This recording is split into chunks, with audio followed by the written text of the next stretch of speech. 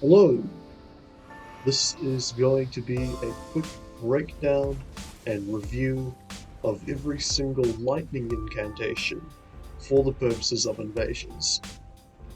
As always, the rankings are going to be a little bit different from duels. There's a couple particular spells that are drastically more or less useful in the invasion scenario compared to a 1v1. But I'm just gonna get right into it and start off with the first category. I've grouped all of these spells together because they have one very big property in common, which is they have a lot of hyper armor, and they also get it at around the same point in the animation. The hyper armor is not unlimited. You can be knocked out of it, but it's very unlikely to happen before you die. I have tanked through Moonveil Weapon Arts with these spells before, and that's how you know there's a lot of hyper armor on here. But I've also gotten knocked out by an R1 immediately after that, so I know it's not limitless, but frankly it doesn't really matter. They all get it once you're hanging in the air. They don't have hyper armor on that initial jump upwards where you're grabbing the lightning. You have to have the lightning in your hands to get the hyper armor. And then the hyper armor continues for basically the entire animation. It's very long. You don't need to worry too much about timing it. So long as you can get the spell started, you can probably tank through like 3 dudes running at you or whatever. You'll be fine. I'm just gonna jump right into it with Fortissax's Lightning. This spell is a direct upgrade to Ancient Dragon Lightning Spear. I mean, literally, it throws 2 of them instead of 1. It's twice as good by that metric. But seriously, it drastically outdoes regular Ancient Lightning Spear in terms of damage. It's even safer because it makes 2 rings of lightning instead of just 1, and there's almost no reason you would choose Ancient Dragon Lightning over this. The only real benefit Ancient Dragon Lightning has over Fortissax's Lightning is that it costs 15 less FP. It's 30 FP versus 45, I believe, and it's also a slightly faster animation, but seeing as you're getting the lightning to protect you, as well as the tons of poise, I don't think being faster actually matters that much. It isn't a noticeable difference in speed when you're in a fight. The first spear doesn't knock down, it just staggers, whereas the second spear does knock down, which means you can actually get combos off of this. You can hit someone with the first spear, and then it potentially true combos into the second. It is not consistent, I will say that much. It's one of those combos that I think is based on poise health or latency or something like that. It is very inconsistent, but it honestly doesn't matter. If someone gets hit by the first spear, they're still taking like 800 damage, and they're not going to be in any position to stop you from throwing the second, since there will be all of these projectiles going out, and you will still have the poise. It basically doesn't really matter that it doesn't true combo.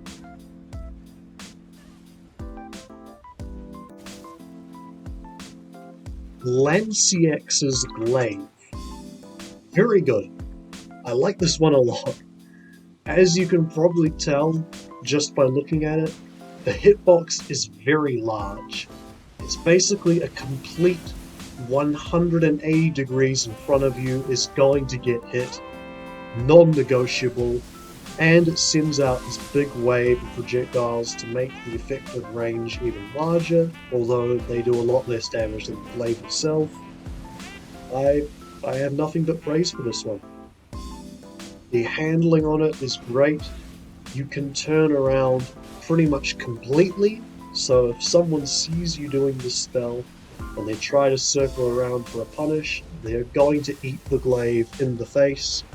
You can also free aim it to try and send the projectiles where you want, or to change the timing that someone's going to get hit by the glaive. It's wonderful. This is basically what you should take instead of the normal Ancient Dragon Spear. It's a similar speed, and it does the whole crowd control job wonderfully. This is a terrific spell whenever you're outnumbered. You can very feasibly threaten a whole squad with this. It's just great. The only downside is that the damage is nothing exceptional. It's only like slightly less than a regular Dragon Lightning Spear. But honestly, you don't use this for damage, you use it to knock people over, get yourself some momentum, and then go for roll catches or something. Or to just get people off your ass. Either way, it's really good. You should take this one.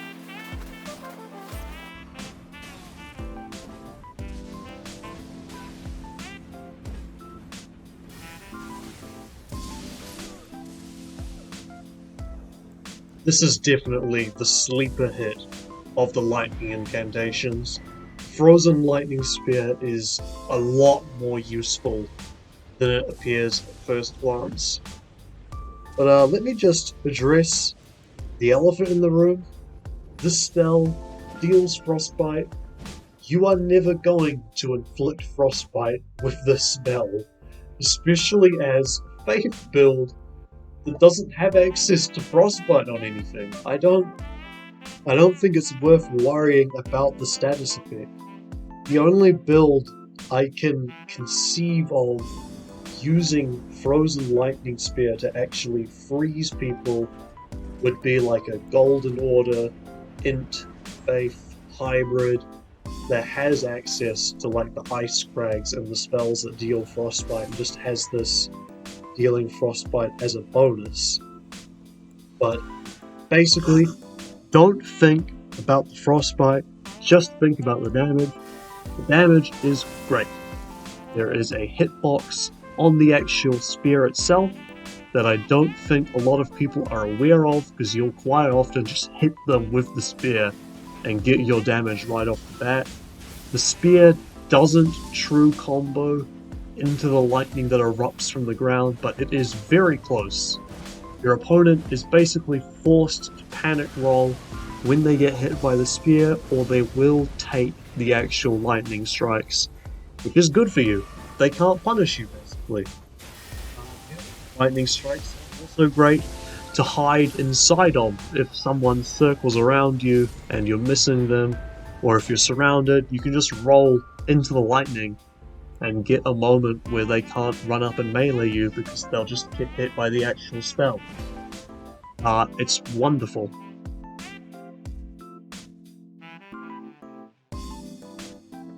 I have seen some people annoyed at the RNG in the pattern of this spell. I just want to put that to rest. It's actually a consistent left to right zigzag. There's not a lot of actual RNG to it from what I can see. It's a very consistent pattern. It basically just forms a slight cone with a couple of spots on the edges where they can avoid being hit, but you don't need to worry about that too much because chances are they'll just roll if they're standing on one of those. Anyway, they're not likely to have the forethought to seek out and avoid the spell by standing in these little blind spots. Also great against ganks, separates them, it makes a little zone of death if they're in a corridor or something. It's just very good, it's very spammable, you can just run up and do this, it's good. Honed Bolt and Lightning Strike. There's a reason I have put these two together that's going to be obvious in a bit, but first just let me talk about Honed Bolt. We're all tired of seeing Honed Bolt. You do not need me to tell you how good Honed Bolt is. It's a mid-range projectile that has 0 travel, and it's very quick to cast repeatedly. Just keep putting your hand up in the air and the bolt keeps immediately hitting where your target is. This means it's very difficult to avoid getting roll caught by home. You basically have to either stay on the defensive or you run up and hit them to interrupt them, which means you'll trade with the home bolt. It's not a good situation to be in, and I think we can just put this spell away. You know, a little heart to heart, I think we don't need this spell in our lives. Lightning Strike is pretty unremarkable by comparison. You stick your hand up and a little yellow trail appears in front of you, and then a moment later that trail gets struck by lightning. It's sort of like Frozen Lightning Spear, but without the spear part that makes it really good. I will say, this spell has a surprising amount of range on it. I didn't realize just how far the trail traveled until I used it, but it's still very easy to avoid in PvP. You can cast it repeatedly by just pressing the button over and over, like Honed Bolt, so you can try and do multiple and maybe free aim it and catch someone as they're rolling in a particular direction, but it's very finicky and not likely to happen. The damage is okay, but you're not really going to land it. Where the spell shines is when you use it in conjunction with Honed Bolt, because in case you didn't know, you can still chain those two spells together. For some reason, when they were removing combo casting, they kept this one, and I'm not sure if it's deliberate or if it's just an oversight because they share the exact same animation, but it's here, it's hopefully here to stay, and it's useful. You can do a couple of lightning strikes and then a Honed Bolt at any time, and it will pretty much always hit because they'll be waiting to try and roll the lightning strike, but Honed Bolt is instant. You could also do a couple Honed Bolts and then do a lightning strike to try and mix it up, but I honestly don't know why you would do that instead of just continuing Honed Bolts. The way I see it, lightning strike is just a way to get a free Honed Bolt hit in neutral by doing lightning strike, Honed Bolt. No one ever dodges it, it's just free damage. The cost is that you have a bit of FP that you need to chew through, but that's alright. This combo, it's actually decent. Not great, it's not gonna change your life, but it's a nice little thing to have in your pocket if you're in a 1v1. Obviously in duels this is a much bigger deal, but in invasions most people aren't gonna get into the mind games. It's hard to mind game someone when they're just running directly at you. But yeah, Ancient Dragon Lightning Strike and Death Lightning kind of both do almost the exact same thing. They are both, you hold it, you raise your hand up, a bunch of lightning strikes the area around you, and it does decent damage. The big difference is that Ancient Dragon Lightning Strike radiates outwards in a relatively fixed pattern, whereas Death Lightning is just pure RNG. It is completely random where the lightning will strike within the range, which makes it significantly less reliable than Ancient Dragon Lightning Strike. The thing is though, Ancient Dragon Lightning Strike, unless you're charging it up fully, doesn't actually do that much damage. Unless they're standing like directly on top of you and they get hit by multiple strikes at once, they're probably gonna survive. They're only gonna take like 800 damage or something. Death Lightning, as the name implies, just kills you. You should never be charging up Death Lightning, because uncharged you will still easily do like 1700 damage and kill them. Charging it up doesn't increase the range. The range on Death Lightning is pretty poor, so just tap it, release it, And that is why I think Death Lightning is ultimately better than Ancient Dragon Lightning Strike. You kind of have to charge up Ancient Dragon Lightning Strike if you want to get the juicy damage. Otherwise, it's just a disruption thing against ganks, which is nice, but Lansseax and Fortissax Lightning Spears kind of cover that already, whereas Death Lightning will just obliterate anyone that is unlucky enough to get hit. You completely put your survival in Jesus' hands. You entrust Dragon Jesus to kill your enemies instantly. Otherwise, the spell does nothing. It leaves behind a little cloud that deals Death Blight, but this is honestly just so irrelevant. Nobody is going to be alive when they're standing and get hit by that strike.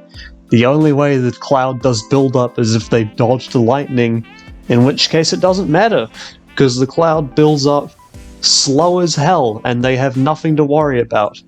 Maybe if you're doing a full Death Blight build and you have like a power stance with Eclipse Showtells or something like that, then maybe they will need to be threatened by the Death Cloud, but otherwise they can just ignore it. It's just there as a slight inconvenience. The big part of the spell is the strike, and I just cannot state this enough, it will kill them. It's an unreasonable amount of damage. I honestly wouldn't be surprised if this one got nerfed, because it's just death. It's just going to kill you.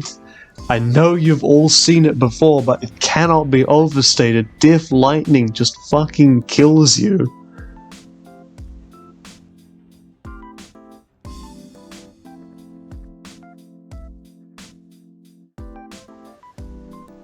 I'm gonna be completely honest with you. I haven't used Electrify Armament or Vyke's Dragonbolt very much. I don't even have any background clips for this because weapon buffs in this game are just not very good. And I'll get into that later, but first, let me talk about a buff that I do use on a regular basis, and is actually a pretty good spell. Dragonbolt Blessing. What it does is you raise your hand, you get covered in lightning, and it gives you like 30 points of resistance to every status effect, and it also makes small weapons just deflect straight off you. It's like your body is a shield. Anyone that has like a straight sword, or even up to the size of like a halberd or a curved greatsword, if they do a one-handed attack on you, they will get deflected. They will be stuck in this recoil animation as if they'd rammed their weapon into a wall, and it's very good. You can get some free combos off of this with your weapon arts. I highly recommend combining it with a decent amount of poise that you can get the most out of it, because you can still take poise damage and have your poise broken while you have this active. I know in the case of one-handed halberds, I've still had my poise broken every single time, even though they get deflected. But deflection is just really good. As I said, gives you a free opening to get an attack or a weapon art as long as you're aware and ready for it, and it makes it much harder for people with small weapons or with power stancing to actually keep up the pressure on you, because they're constantly getting locked into place while you're still free to move and roll around. There is only one downside to Dragonbolt Blessing, and that is that it makes you take like 35% more lightning damage, which honestly, not very relevant. You will need to be afraid of other faith builds. You don't really need to worry about dex builds, because they tend to have the light weapons that will be deflected and countered by Dragonbolt Blessing. You're effectively gaining as much as you're losing in respect to fighting dex builds. I don't think the 30% damage increase is actually too much to worry about, unless they have like a weapon art like the Bolt of Lansseax, in which case you should be very afraid they're going to kill you. But it's not a big deal. This does take up the body buff slot, so you can't use it alongside Black Flame Protection, Flame Grant Me Strength, Barrier of Gold, that sort of thing. But it's honestly not too annoying. I think this spell can actually reasonably compete with those buffs for a place on your build. I highly recommend you give it a try. It'll surprise you.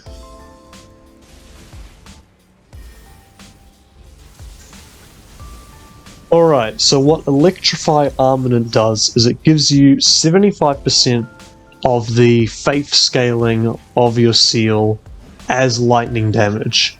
So if you have like the Dragon Communion seal or the Clawmark seal, you don't benefit from Strength or Arcane, it's only faith.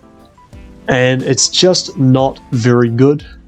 You generally don't want to be hybridizing your builds in this game. I feel you would gain more if you took one stat and pumped it, and then when you weren't getting returns in that stat, maybe pick up more endurance or health.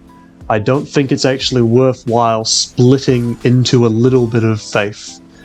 You could maybe feasibly use this with a beast build, where you would go up in strength and faith, and you would use a seal like the Godslayer or something like that in order to just do the buff, because obviously can't use Clawmark seal like I just said.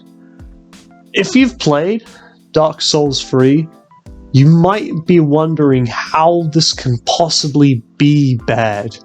You might have flashbacks of Lightning Blade in that game being incredible and allowing weapons to just murder you. And the reason is that you just get more damage out of Lightning Blade. Lightning Blade is about 95% of your spell buff. So even though spell buff numbers were a bit lower in that game compared to Elden Ring, you would still be getting more lightning AR. And this is in a game where the meta was much lower damage than Elden Ring, so it's a much bigger deal comparatively. You'd just invest like 30 points into faith and put a buff on either your heavy or your sharp infused weapons, and you would just go to town. You also had a couple of weapons with innate lightning damage, like the Lothric Knight Uggs and the Dragon Slayer Blade. There's no innate lightning weapons in Elden Ring that can actually be buffed, as far as I'm aware. So for those reasons, it's just not really worth using Electrify Armament. You could maybe do it with a Strength Faith hybrid, like I said, because there are options for that, but you don't really have a lot of support for those sorts of builds, like a Dex Faith hybrid. You'd be better off just doing a Lightning Infusion. For a pure Faith build, you'd get much more AR out of just doing a Sacred or a Fire Art Infusion. Electrify Armament just isn't very good. I will say one note in Electrify Armament's favour is it lasts for like a full 90 seconds, which is a reasonable amount of time, especially when you can boost that with the talisman. Talisman that boosts the length of buffs that I've forgotten the name of, but you could probably get over to like 100 seconds easily, which is a reasonable amount of time, but it's still just not the same amount of damage as if you'd kept pumping one stat, which is my main problem with Electrify Armament. Vyke's Dragonbolt is just... I don't know where to begin. It's not good. You would think that it would maybe be the previous two buffs combined, and you would be wrong.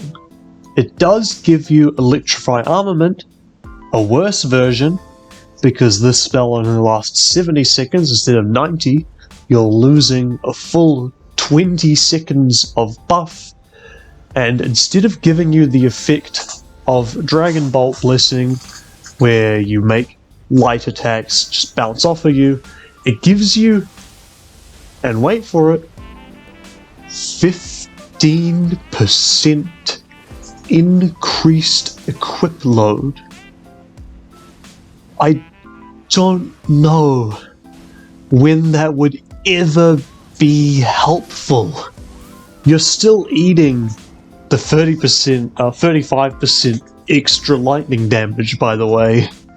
So this body buff is you take more lightning damage, and in return you have 15% more equip load. I don't...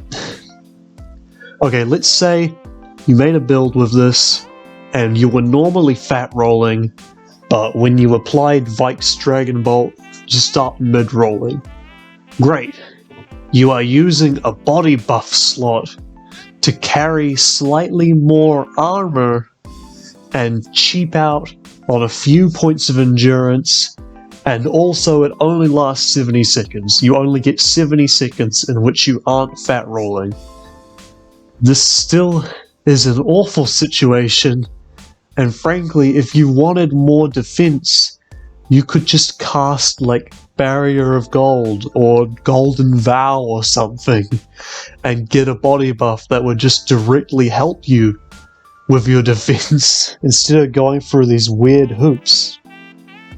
What you could do is have a mid-roll build and then use Dragonbolt in order to light roll, but I don't think light rolling is so much better than mid-rolling that you would want to create this build specifically around it. Because remember, you need to make use of the Electrify part too if you want to really get the value out of this. So you need to be making like a strength build or a dex build or something, and then applying Vyke's Dragonbolt to buff your damage and also get your rolls upgraded.